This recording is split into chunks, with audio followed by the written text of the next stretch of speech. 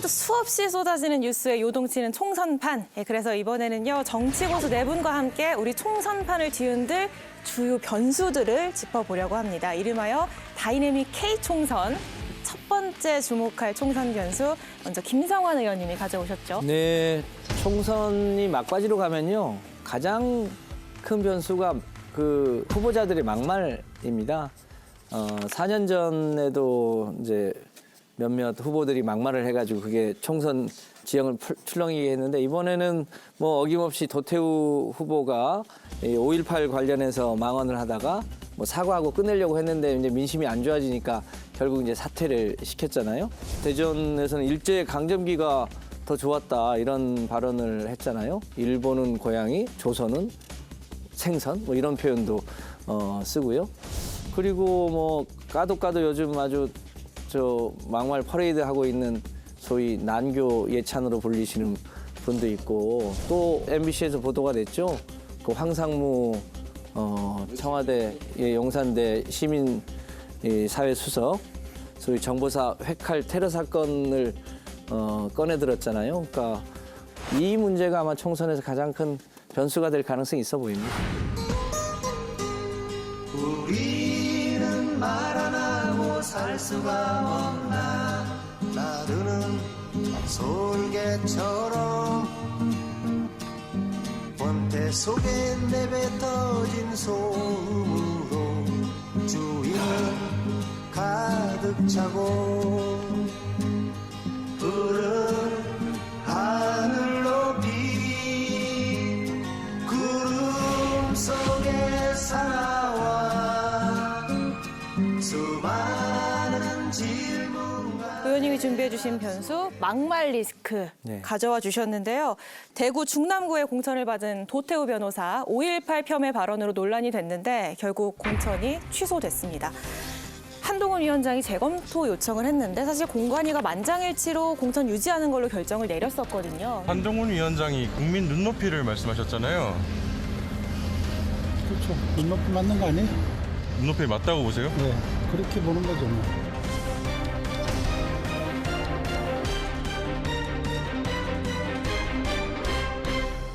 저희 공천 과정에서 광주 5.18 민주항쟁과 관련한 어떤 이슈들이 있었죠. 저는 오히려 그 과정을 통해서 저와 우리 국민의힘이 5.18 민주화 항쟁을 어떻게 받아들이고 우리가 어느 정도로 존중하는지를 오히려 선명하게 보여드렸다고 생각합니다. 이틀 만에 이 결정이 뒤집혔어요. 기류가 바뀐 결정적 이유는 뭐라고 보세요? 그 전에 유지 결정할 때도 공관위에서 되게 오랫동안 아주 치열하게 토론을 했던 것 같아요. 그때도 그러면 그때도, 경론이 있었던 경론이 걸로? 있었답니다. 근데 저는 사실 조금 이해가 안 가더라고요. 왜 경론이 필요한가? 일반 국민들이 받아들이기 어려운 내용이었고, 굉장히 문제적인 부분들이 있고, 특히 거기에는 북한 개입 여부가 문제된다라는 것이 사실은 상식입니다. 당내 많은 사람들의 문제 제기로 인해서 그것이 공천 번복이 됐고, 그리고 그건 잘된 결정이었다 이렇게 생각했다. 저는 조금 더 시간을 끌 거라고 봤는데요. 막말은 아니지만 사실 그보다 훨씬 더 심각한 게 이 정우택 그 CCTV에 찍힌 뒷돈 수수한 사건이 있었지 않습니까? 그러니까 막말에다가 이 소위 현금 뒷손 수수까지 막 겹치면서 얼결에 도태우 후보도 이참에 정리하지 않으면 성남 민심을 다독이기 어렵겠다고 보고 두 분을 같이 정리하게 되지 않았나 싶습니다. 사실상 지난 그 3월 14일 날 목요일 날 밤에 국민의힘 그리고 민주당 서로 엄청난 눈치 보기를 넘어가가지고 상당히 뭐 어느 당에서 선제적으로 먼저 이 판단을 할 것인가. 기자들도 아주 예민하게 지켜봤었어요. 그거 눈치 싸움 맞았어요? 맞았어요. 그런데 이제 한 3분여 차이로 그래도 국민의힘이 선제적인 판단을 했죠. 도태우 변호사를 공천을 이제 취소하는 결정을 하고 나니까 3분여 있다가 이제 정봉주 의원에 대한 또 공천 취소 판단을 민주당에서 했어요. 판단도 지금 민주당 입장에서도 빨리 했지만은 대체로 이제 국민의힘 입장에서는 지난 21대 총선에서 큰 상처 아픔을 경험했기 때문에 국민들의 마음을 얻으려고 하는 그런 처절한 어떤 그런 진정 어린 판단을 상당히 신속히 한 편이에요. 도태우 후보의 경우에는 뭐 선제적으로 신속하게 했다 그러는데 공천받고 논의했다가 유지 결정하고 다시 공천하는 이 과정 때문에 정봉주 의원의 경우보다 훨씬 더 데미지가 큰 거예요. 근데 정당들이 그것을 걸러내지 못한 것이 제가 보기엔 시스템 공천이라는 말이 좀 무색한 거 아닌가. 그러니까 아무래도 이제 막말하신 분들이 이제 공천이 취소되면 아무래도 이제 그거는 좀 잠잠해지게 돼 있잖아요. 네. 근데 지금 살아있는 게 장해찬 후보인데 뭐 막말의 수준이 그냥 뭐 수도 없이 쌓여 있잖아요.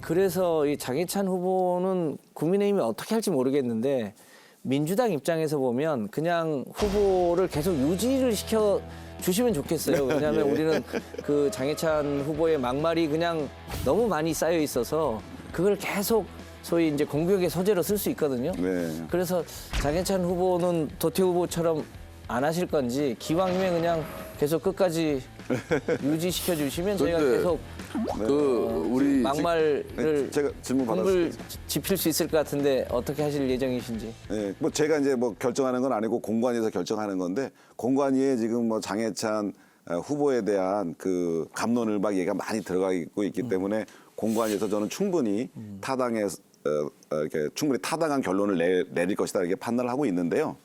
사실 민주당 입장에서는 장해찬 후보를 얘기하기 전에 이재명 후보를 먼저 얘기하셔야 돼요. 사실 그래서 결국에는 뭐 결론은 이재명이냐 이렇게 얘기할지 모르지만 사실 이재명 후보만큼 심각한 그런 발언을 한 막말을 하신 분은 우리 대한민국 국회의원 후보 중에 아무도 없다고 생각해요. 국민의힘이 윤석열 정부가 윤석열 대통령이 정치 잘했다. 나라 살림 잘했다. 살만하다. 견딜만하다. 즐거운 마음으로 앞으로도 계속 더 많은 고난 줘서 나라 살림 하게 해야 되겠다 싶으면 가서 열심히 2번을 찍든지 아니면 집에서 쉬십시오. 집에서 쉬는 것도 2번을 찍는 것과 같습니다. 그 이재명 후보가 좀 민주당에서 정리되는 그런 것이 장해찬 후보 같은 분들 또 뭐 정봉주 같은 분들 이런 여러분들에 대한 문제 정리보다 더 시급하고 중요한 거 아닌가 이런 생각이 듭니다. 예, 도태우 변호사의 공천이 취소가 되니까 이 장해찬 후보는 어떻게 되느냐에 관심이 쏠리고 있습니다. 일단 공관위는요. 사과문 내용, 태도, 입장을 지켜보겠다라고 했어요. 이걸 의식한 건지 장 후보 지난주에 긴급 기자회견을 열고 대국민 사과를 다시 한번 했습니다.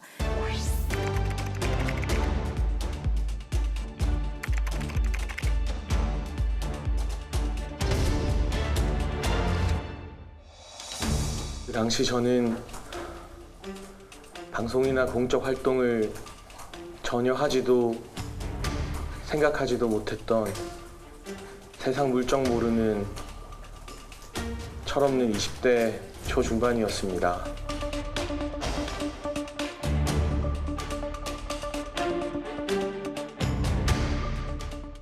파도 끝이 없는 막말을 했지 않습니까? 뭐 부산 시민 비하도 했죠. 서울 시민 비하도 했죠. 시청자 비하도 했죠. 예비군 관련한 비하도 있죠. 무슨 대마초 예찬론도 했죠. 뭐 난교 예찬은 뭐 그냥 비할 바도 아닌 곳곳에 폭탄을 안고 있더라고요. 어떻게 그런 분을 공천을 했는지 모르겠고 또 그런 분을 또 그 용산의 V2께서 굉장히 신뢰하신다고 하던데 그 참 맥락이 이해가 되지 않습니다. 장해찬 후보는 이미 지난 최고위원 선거 때 나왔던 문제예요. 후보를 사퇴할 정도입니다, 사실. 현존하고 있는 연예인을 직접 이름을 써가면서 뭐 입을 맞췄다는 등 아주 정말 이상한 소설을 써놨고 정말 이게 총선에서 엄청난 리스크로 작용할 수 있다. 그러니까 결자해지 차원에서 후보든 청년재단 이사장이든 꼭 사퇴해가지고 국민들께 책임지는 모습을 보여달라고 말씀을 드리고 싶습니다. 네. 그런데 그냥 경선시키고 공천을 줬단 말이에요. 그래서 빨리 장해찬 후보 문제를 결정을 내려도 이미 좀 늦었다. 그래서 후유증은 여전히 있을 거다.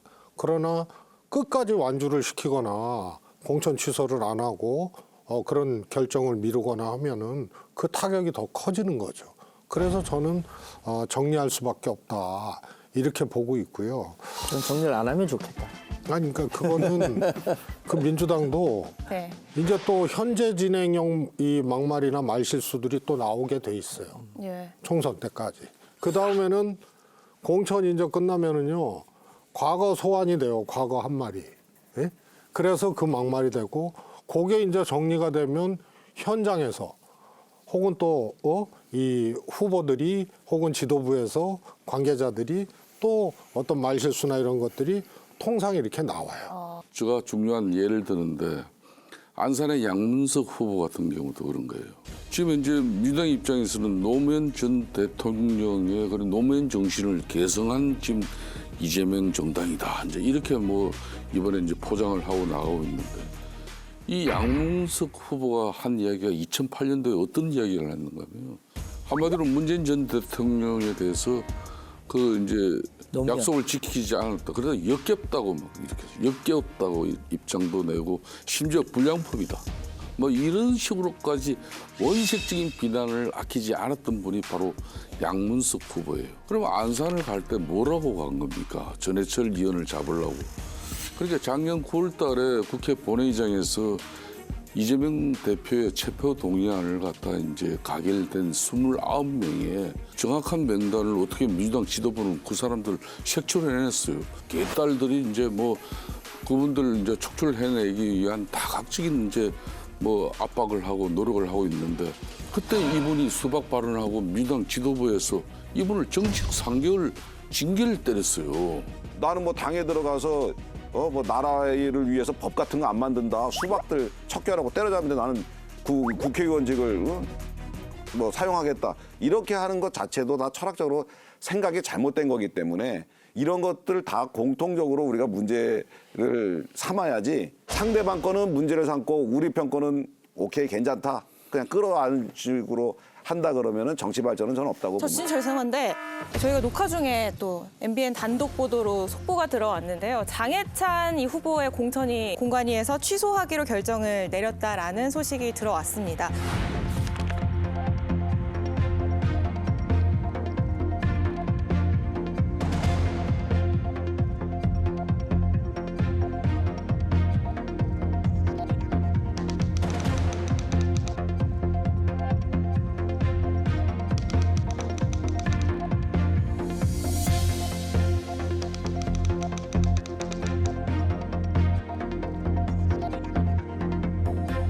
장 후보의 공천 취소, 부적격 판정 예상하셨어요? 네, 어느 정도 예상했습니다. 왜냐하면 최초 발언을 보고서는 그 공천 취소까지 생각지는 못했었는데 이후에 계속 나오는 그 발언의 수위들 그리고 그에 대한 국민적 반응이 오래 버티지를 못하겠구나라는 생각을 했고 공관위에서도 이 문제를 심각하게 검토하고 또 검토하겠다고 그랬거든요. 그래서 분위기는 어느 정도 느끼고 있었습니다. 의원님 어떻게 보십니까? 네, 아쉽죠.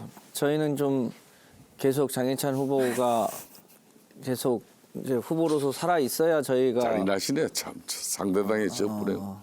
계속 이제 일종의 공세를 할 수 있었을 텐데 장해찬 후보였으면 우리 당에서는 아예 후보 자격 자체를 못 얻었을 겁니다. 근데 후보까지 간 것 자체가 문제라고 봐야겠죠. 이재명 후보 공천 받았잖아요. 그리고 전봉주 후보도 공천했는데. 잘한 결정이라고 보고요.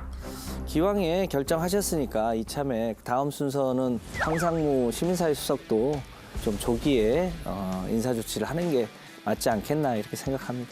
한동훈 비대위 위원장으로서는 이번 4월 총선에 임하는 그런 자세와 태도는 상대적으로 민주당보다 절대적 우위의 도덕성을 확보해야 되고 그런 측면에서 국민의힘 시스템 공천은 예외적인 그런 상황은 없었습니다. 수도권 유권자의 정서에 눈높이에 맞추려면은 우리는 업참마속의 심정으로 공관위가 오늘 이런 결정을 한 것입니다. 이제 세 분이 있었잖아요. 정우택 후보, 그다음에 도태우 후보, 그리고 장해찬 후보.